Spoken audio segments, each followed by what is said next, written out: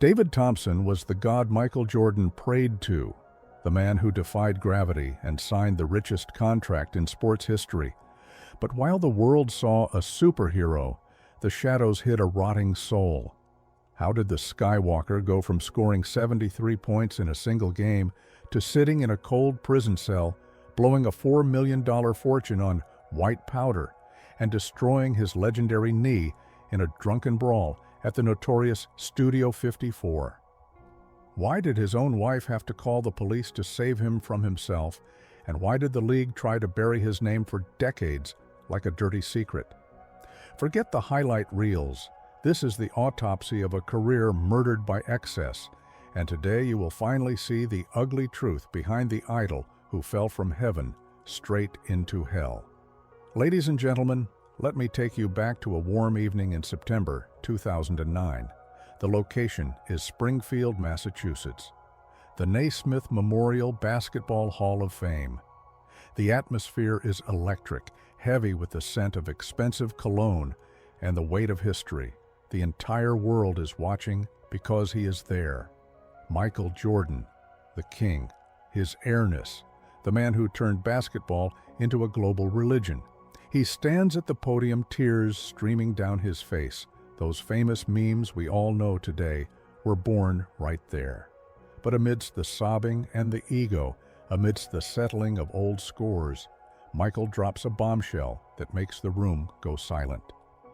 Everyone expected him to invite a legend of equal global stature to introduce him. Maybe Magic Johnson, his rival and friend. Maybe Larry Bird, the other half of the golden era. Or perhaps Julius Erving, the doctor himself.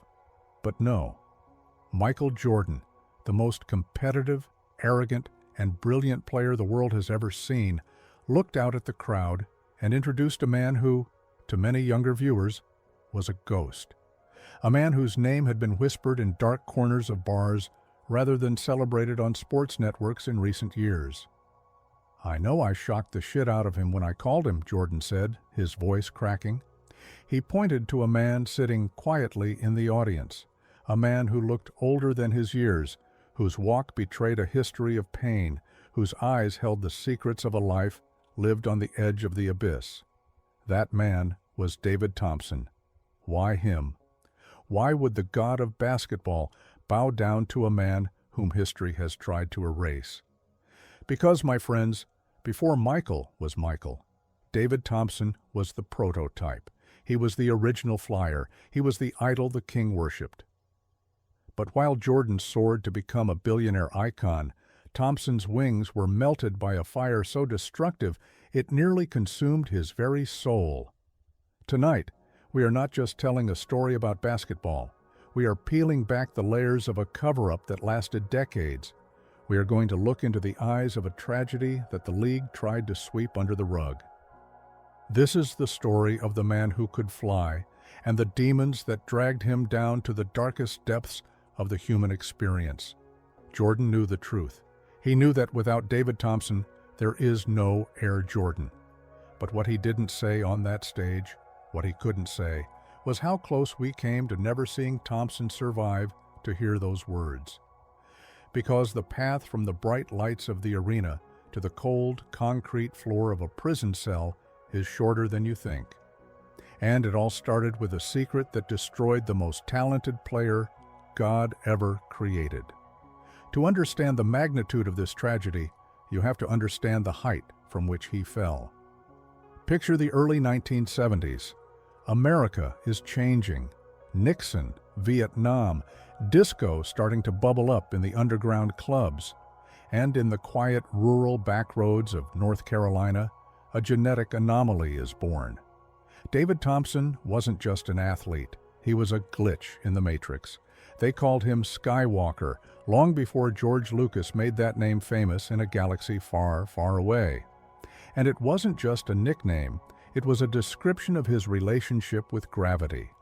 Scientists and doctors were baffled. This young man, standing just 6 feet 4 inches tall, not a giant by basketball standards, possessed a vertical leap that defied logic. 44 inches. Let me repeat that for those of you sitting comfortably at home. 44 inches straight up into the air. He could take a quarter off the top of the backboard and leave change. He was so explosive, so terrifyingly dominant in college that the powers that be did something unprecedented. They panicked. The NCAA, the governing body of college sports, looked at David Thompson, and they looked at Lou Alcindor, who would become Kareem Abdul-Jabbar, and they said, "This is not fair." They literally banned the dunk. Can you imagine? They changed the fundamental rules of the sport because they were afraid of what this young man could do. They tried to chain him to the floor. They said, "You cannot fly, but you cannot cage a bird born to soar." Robbed of his greatest weapon, the dunk, David Thompson simply reinvented the game. He developed a soft touch, an alley-oop game where he would just float next to the rim and drop the ball in like he was placing a cookie in a jar. He turned a restriction into an art form. He became a folk hero. In the dusty gyms of the South, people whispered that he could walk on air. But behind this brilliance, the pressure was mounting. He was a quiet, shy country boy, raised in a deeply religious family, suddenly thrust into the center of a national storm. He was the golden child, the chosen one. And as we know, the brightest lights cast the darkest shadows. No one stopped to ask if the young man could handle the weight of being a god. They just wanted him to jump higher, run faster, and entertain the masses. And he did. He gave them everything, unaware that the price of this glory would be paid in blood and tears years later. If you think modern sports dynasties are impressive, they are nothing compared to the monster that was UCLA in the early 70s. Under the legendary coach John Wooden and led by the redhead giant Bill Walton, they were invincible. They hadn't just won a few games, they had won 7 consecutive national championships. 7. It was a machine, a factory of success that crushed dreams for a living. They were the Empire. And in 1974, they looked unstoppable again, until they met the Skywalker. The date was March 23, 1974, the national semifinal. The setting was Greensboro, North Carolina. It was David versus Goliath in the most literal sense. On one side, the polished, unbeatable system of UCLA. On the other, the raw, explosive energy of North Carolina State and David Thompson. The tension in the arena was so thick you could choke on it. This wasn't just a game. It was a war for the soul of basketball. The game went into overtime, then a second overtime. The fatigue was setting in. Players were gasping for air, legs burning with lactic acid. But Thompson, he seemed to feed off the exhaustion of others. While giants like Walton were dragging their feet, Thompson was still leaping over heads. In the dying moments, it was Thompson who rose above the fray, scoring the baskets that would drive a stake through the heart of the UCLA dynasty. When the final buzzer sounded, the impossible had happened. The streak was over. The giant was slain. David Thompson had single-handedly dismantled the greatest team in history. The country went mad. He was instantly canonized as a saint of the hardwood.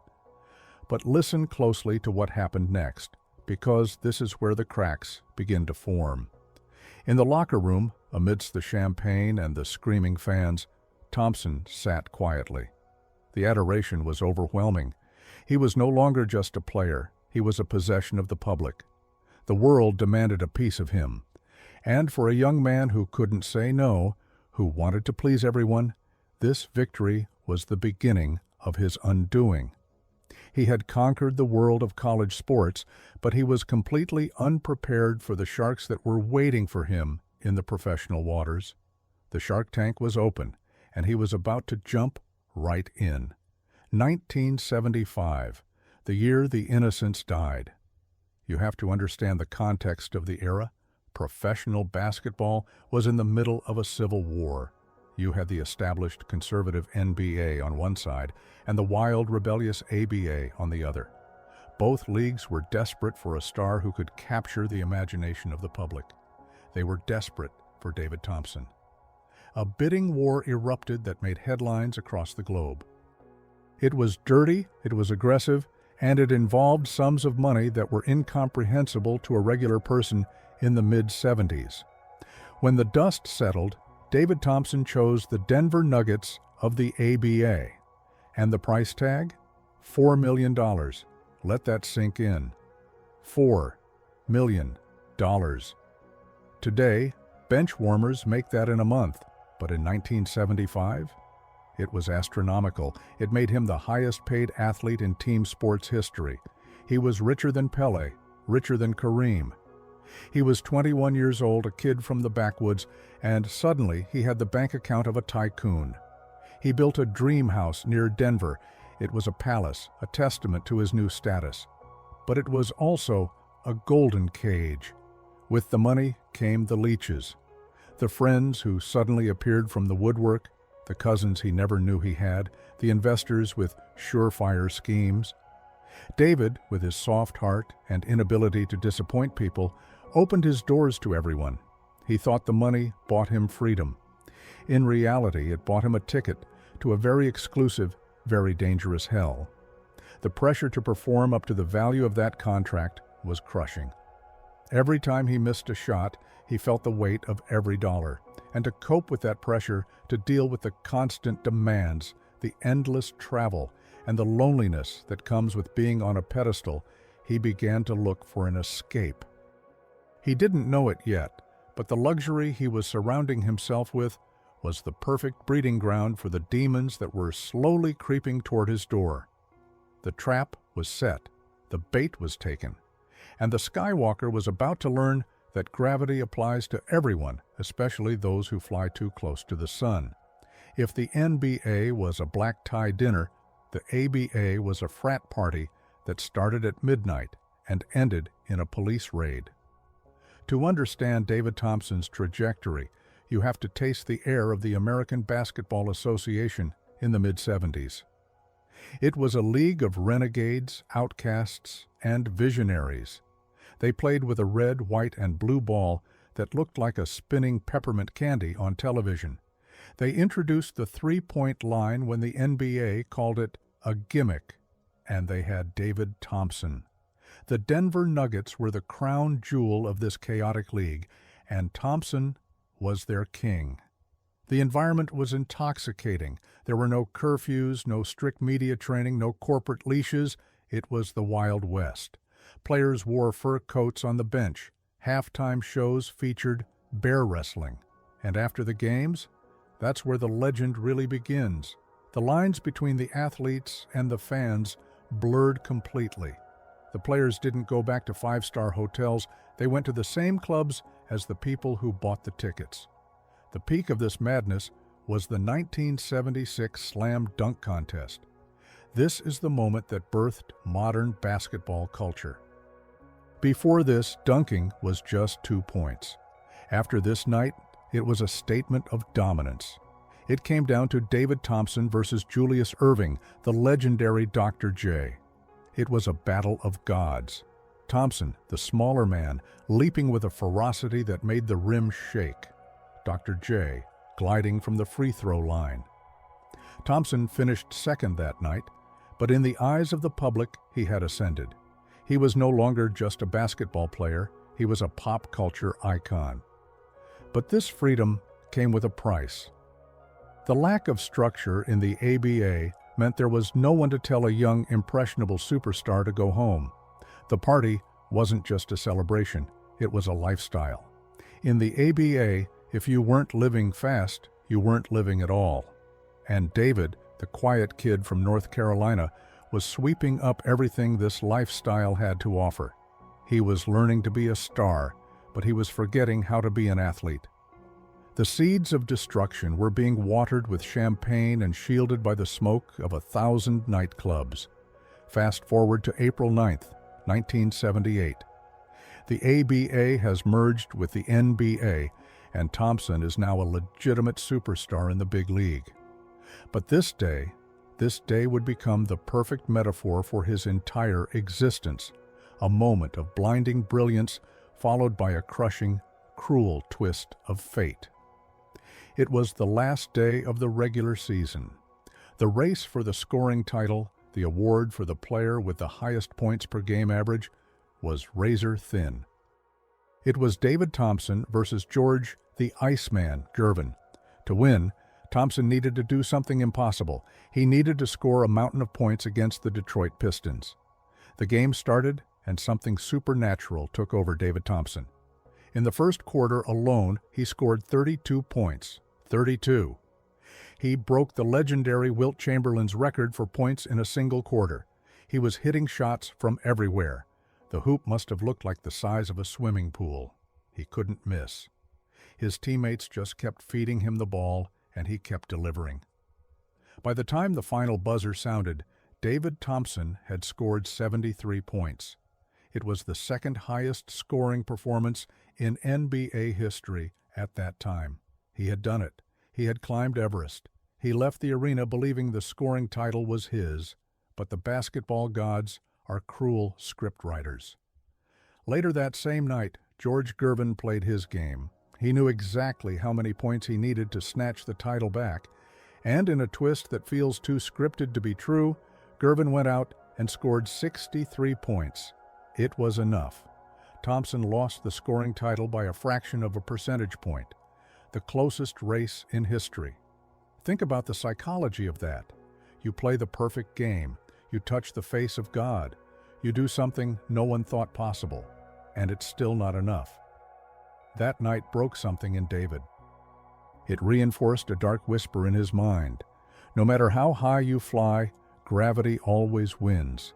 It was the peak of his career, the absolute zenith, and yet it tasted like ash. After this, he would never reach those heights again.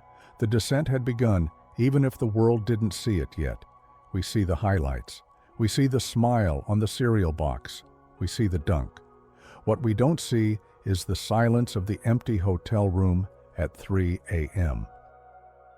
David Thompson was an anomaly in another way. He was an extreme introvert in a profession that demanded extroversion. On the court, he was a lion. Off the court, he was a lamb.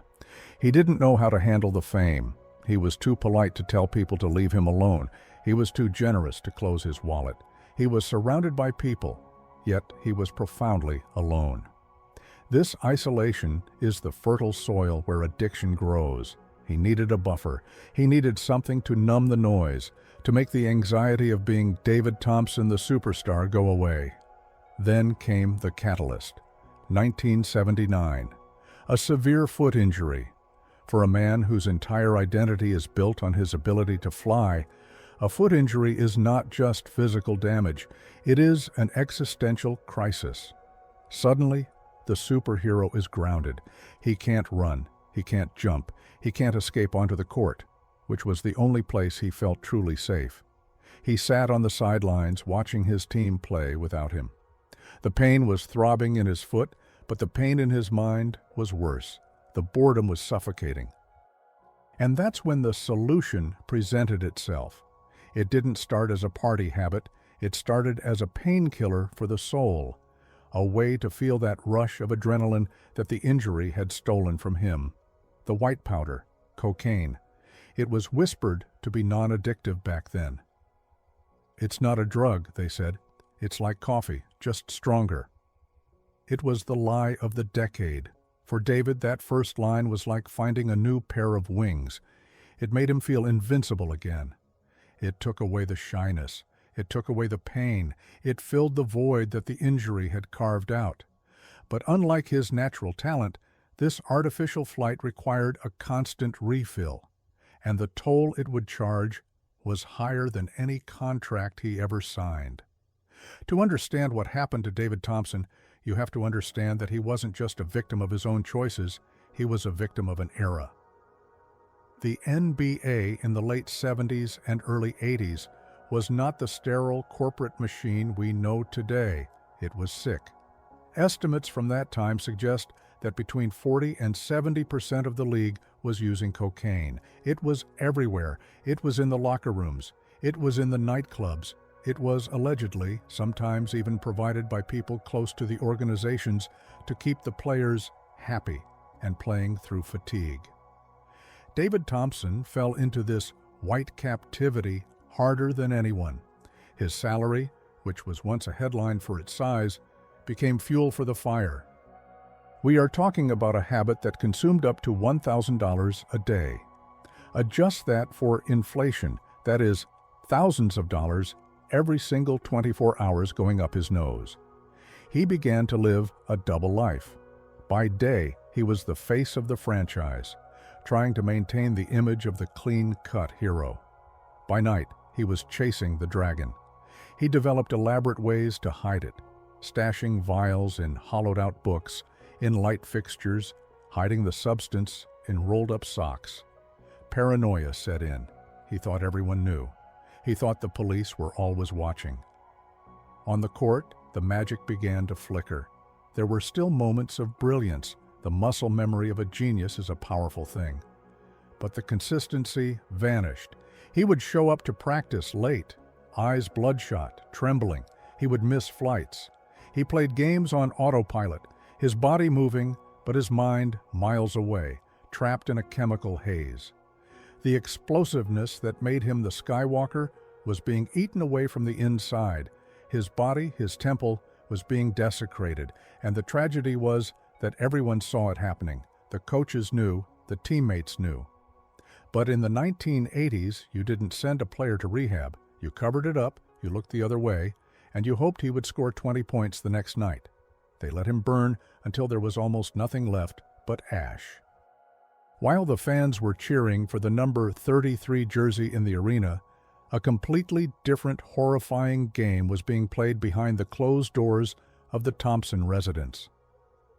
We often think of the addict as the only victim, but the blast radius of addiction destroys everything in its proximity. And at the epicenter of this explosion was David's wife, Kathy. She was watching the man she loved, the gentle, God-fearing boy she married, slowly turn into a stranger with dead eyes. The dream house had become a war zone. Arguments didn't end with apologies. They ended with slammed doors and terrifying silences. David was disappearing for days at a time. When he was home, he wasn't really there.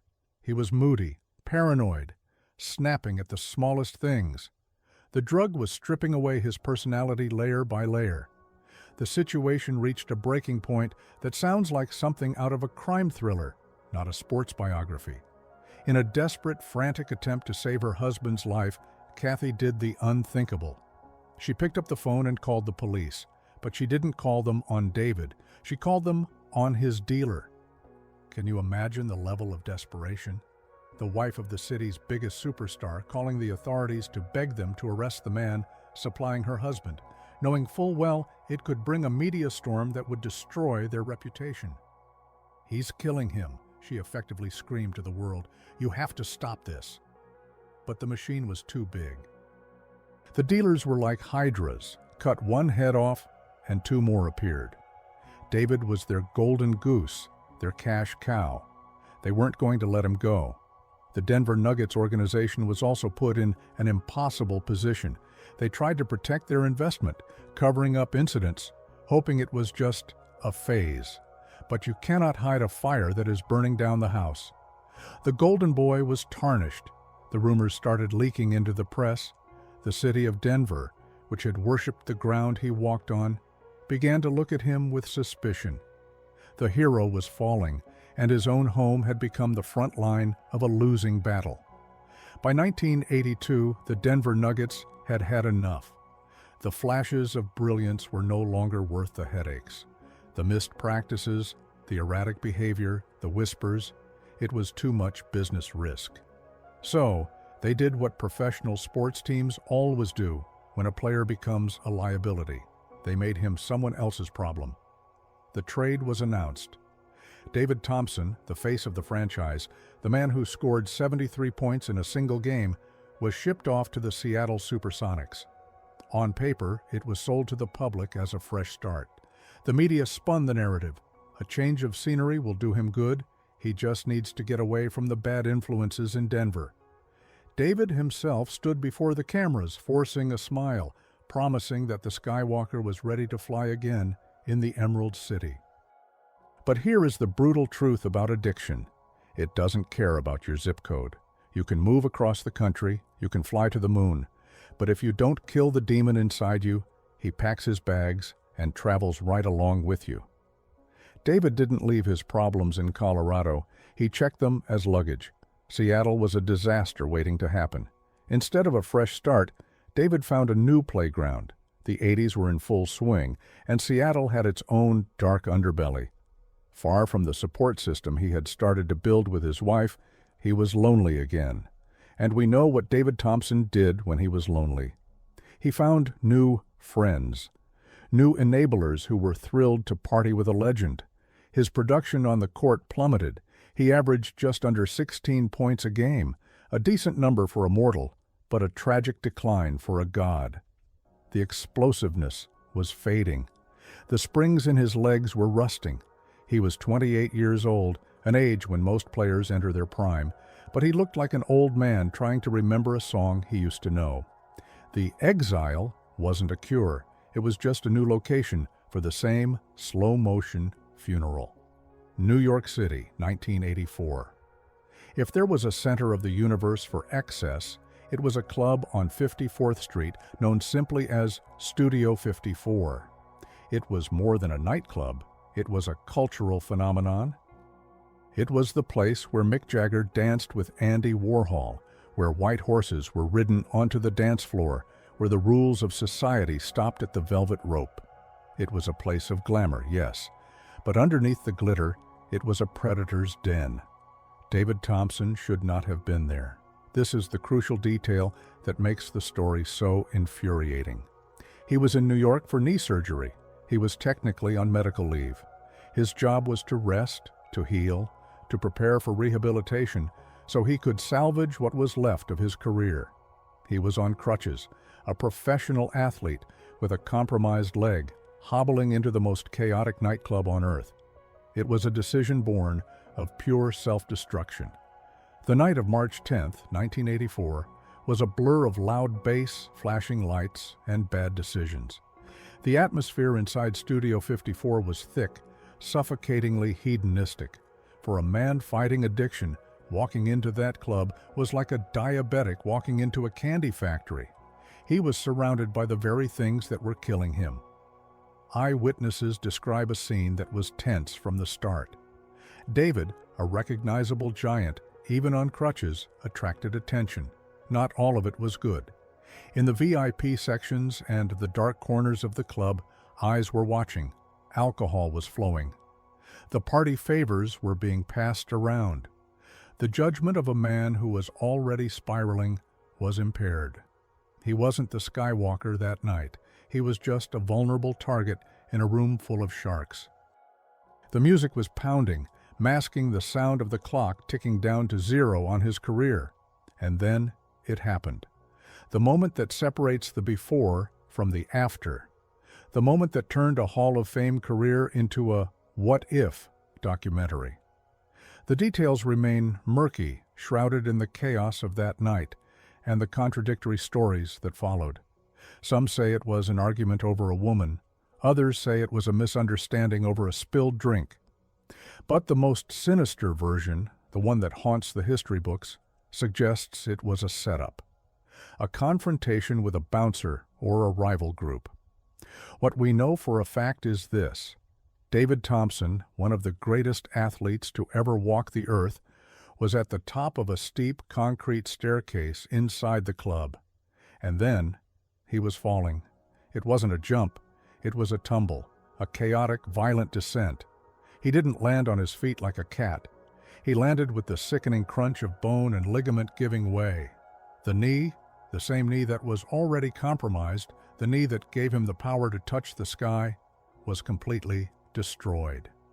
He collapsed in a heap at the bottom of the stairs, surrounded by strangers, the music still thumping above him, indifferent to the tragedy. The irony is so heavy, it crushes you. The man known as Skywalker, the man whose legend was built on rising up, had his career ended by falling down. He didn't go out in a blaze of glory in a Game 7. He didn't retire after a farewell tour. He was broken on the dirty floor of a nightclub in Manhattan amidst the debris of a party that had gone on too long. When they carried him out, it wasn't just David Thompson leaving the building. It was the ghost of his potential. The doctors took one look at the leg and knew. The ligaments were shredded. The structural integrity was gone. At age 29, in the prime of his life, the Skywalker was permanently grounded. The fall down those stairs lasted only a few seconds, but the impact would echo for the rest of his life. The morning after the fall at Studio 54, the silence was deafening. There were no press releases wishing him a speedy recovery. There were no "Get well soon" banners hanging from the rafters of the arena in Seattle. There was just the cold, clinical voice of a surgeon looking at an X-ray and shaking his head. The diagnosis was catastrophic. The ligaments in his knee had collapsed like a controlled demolition. For a player whose game was built entirely on verticality, on the ability to defy physics, this wasn't just an injury, it was a death sentence. At 29 years old, David Thompson was done. But here is the part that truly breaks your heart. The Seattle Supersonics didn't hold a press conference to celebrate his career. They didn't show a highlight reel of his dunks. They simply looked at the contract, looked at the police report from the nightclub, and looked at the damaged knee. Then, they voided the contract. He was waived, fired, kicked out the back door. The media coverage was brutal. Instead of eulogizing the career of one of the greatest talents in history, the headlines screamed about the drunken fall. They painted him as a cautionary tale, a loser who threw it all away. He went from being a god to a punchline overnight. The phone stopped ringing. The friends who drank his expensive wine and drove his cars? They vanished like smoke. David Thompson sat alone in his house, leg in a cast, staring at the wall, realizing that, without basketball, he didn't know who he was. The silence wasn't peaceful. It was screaming at him. But the heart of a champion doesn't stop beating just because the legs are broken. By 1985, David had convinced himself he had one more fight left in him. He wasn't ready to end his story on a staircase in a disco. He wanted to end it on the court. The Indiana Pacers, desperate for a spark, offered him a lifeline. It was a tryout, a chance to prove he could still play. It was a long shot, a Hail Mary. David trained. He sweated. He tried to rebuild the temple he had spent years destroying. He traveled to Indianapolis with hope in his heart. The narrative was perfect. The fallen hero returns for one last shot at glory. Hollywood couldn't have written it better. And then he burned the script. Before the ink was even dry on a potential contract, before he could play a meaningful minute, the demons caught up with him. He didn't make headlines for a dunk.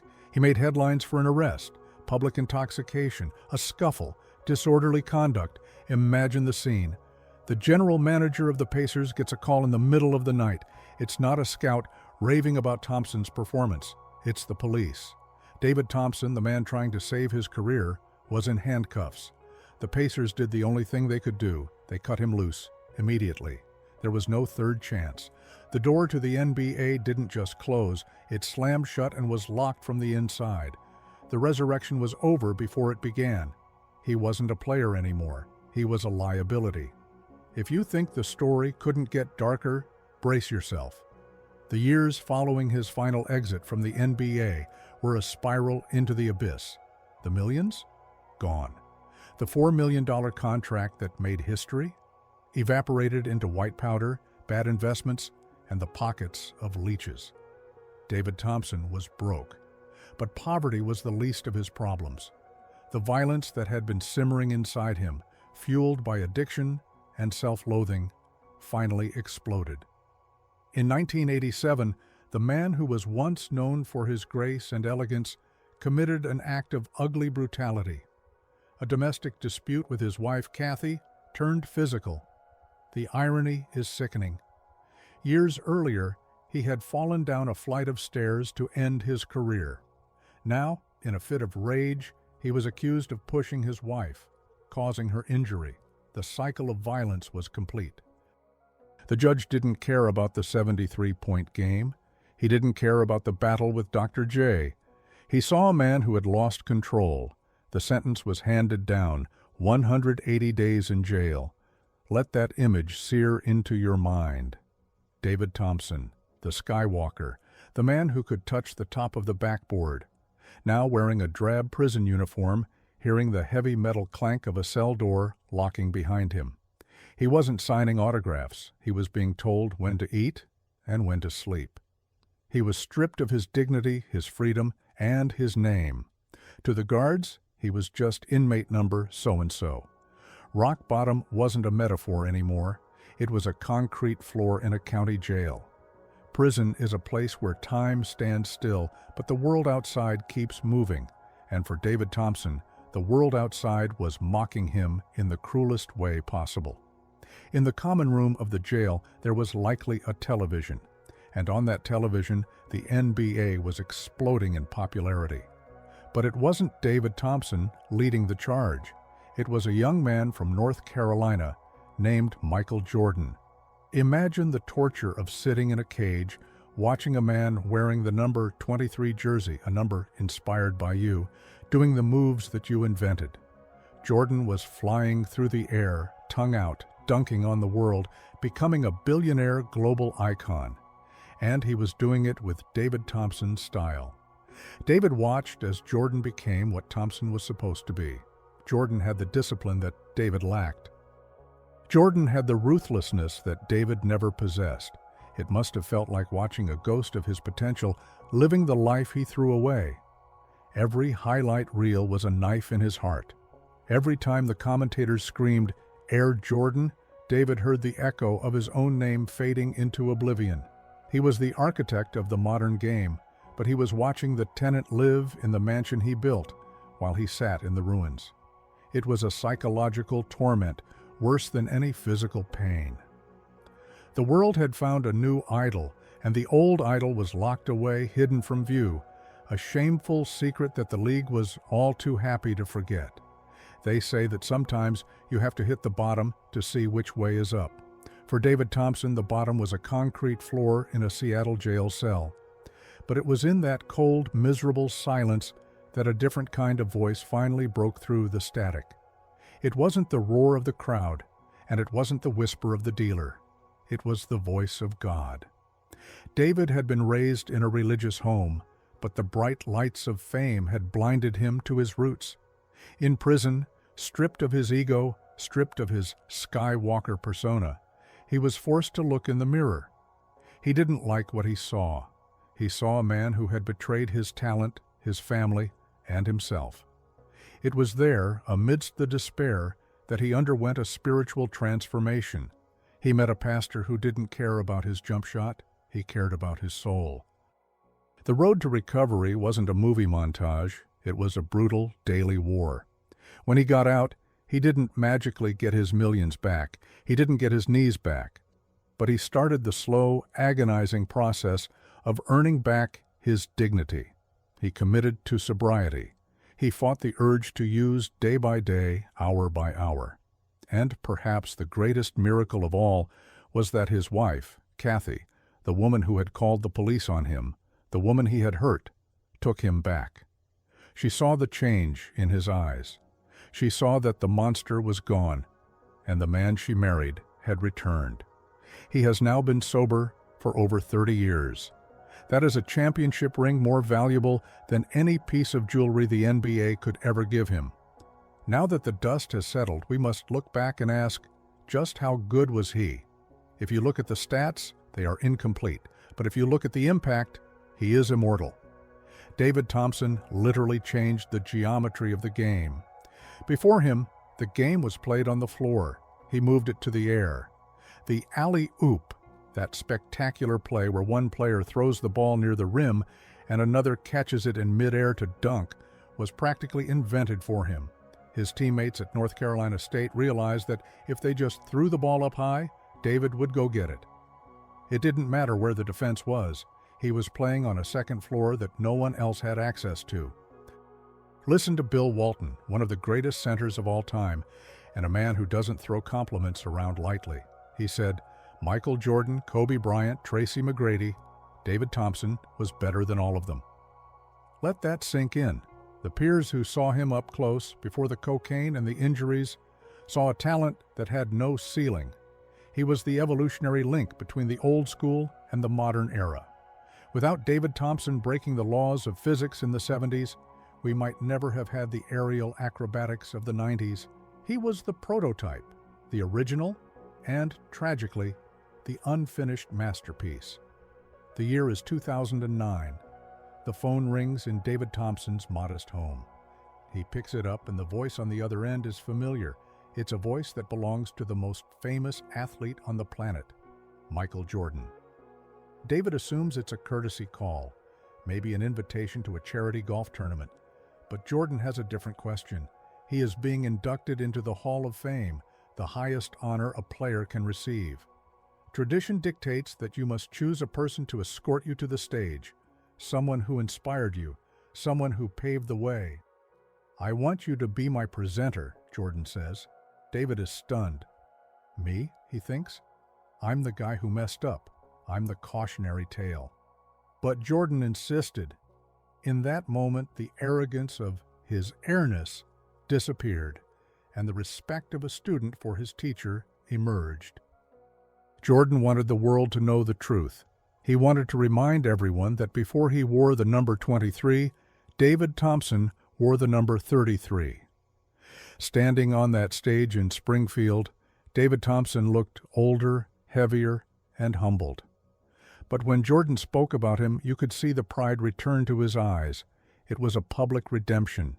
It was the king of basketball bowing to the man who taught him how to wear the crown. It was a moment of grace that finally closed the wound of that fall in Studio 54. Today, David Thompson is not living in a mansion with a 10-car garage. He works for the Charlotte Hornets, but his most important job is not in the front office. It is in the gymnasiums and community centers where he speaks to young athletes. He walks with a limp, a permanent physical reminder of that night in New York. He doesn't hide it. He doesn't hide the scars, physical or emotional. He tells these young kids who dream of Ferraris and gold chains the ugly truth about fame. I had it all, he tells them, and I lost it all because I couldn't say no. He is a living warning sign. He talks about the white powder, not as a party drug, but as a demon that steals your soul. He talks about the hangers-on, the fake friends, the pressure. He uses his tragedy to save others.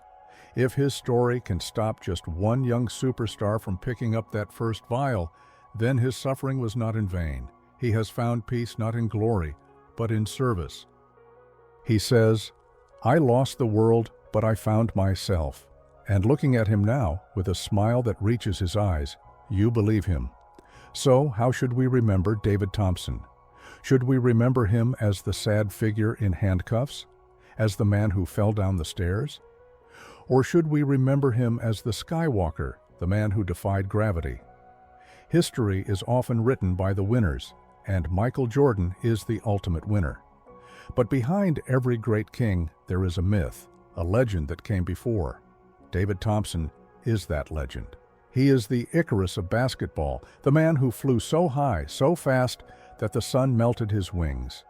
His story is a Greek tragedy played out on hardwood floors. It is a story of immense talent and immense fragility. It reminds us that gifts are not enough. You need the character to sustain them.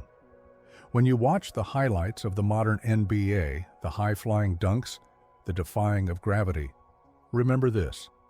You are watching the echoes of David Thompson. He may not have the rings, he may not have the billions, and his career may have ended in the silence of a shattered knee, but for a brief, shining moment in the 70s, he was the closest thing to a superhero we had ever seen. The flight was interrupted, yes, but oh my God, how he flew.